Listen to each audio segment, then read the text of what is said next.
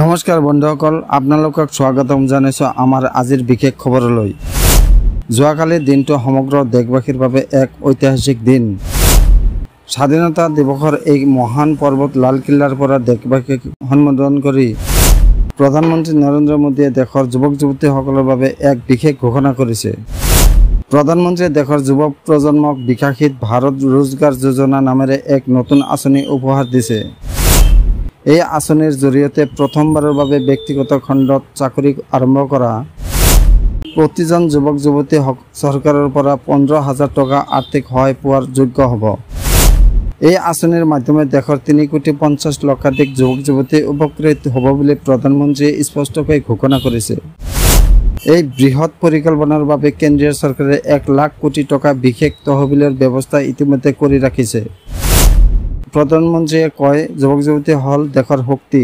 তেওঁলোকৰ প্ৰতিভা আৰু পৰিশ্ৰমৰ বাবে দেশ আগুৱাই যাব। সেইবাবে এই আঁচনিৰ লক্ষ্য হ'ল যুৱ প্ৰজন্মক স্বাৱলম্বী কৰা আৰু ব্যক্তিগত খণ্ডত কৰ্মসংস্থাপন বঢ়োৱা।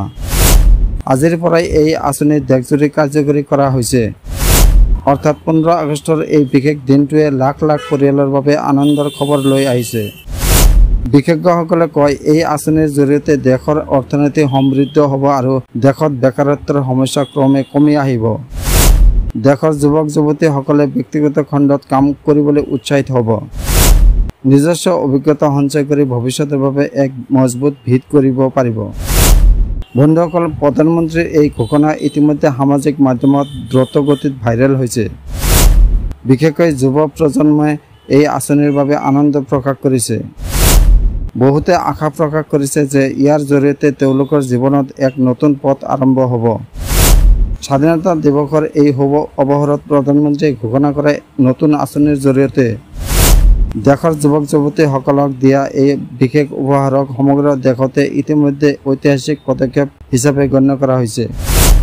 বিশেষজ্ঞৰ মতে এই সিদ্ধান্ত কেৱল বৰ্তমান প্ৰজন্মই নহয়, ভৱিষ্যতৰ ভাৰত গঢ়ি তোলাতো এক দীঘলীয়া প্ৰভাৱ পেলাব।